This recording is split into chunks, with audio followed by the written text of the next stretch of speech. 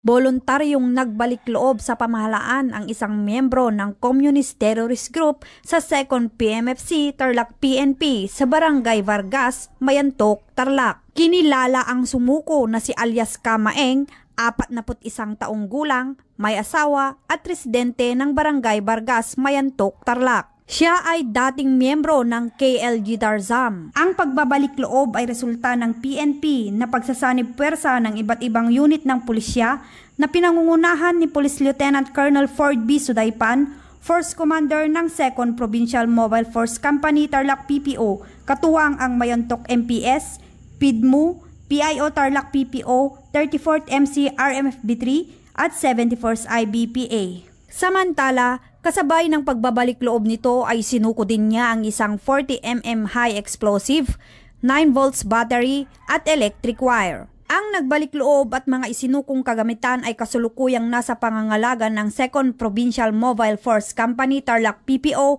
para sa dokumentasyon at tamang disposisyon. Ang pambansang pulisya sa pamumuno ni Chief PNP ay patuloy na hinihikayat ang mga natitira pang miyembro at taga-suporta ng Communist Terrorist Group na magbalik loob sa pamahalaan at samantalahin ang programa nitong ECLIP o Enhanced Comprehensive Local Integration Program tungo sa isang bagong Pilipinas.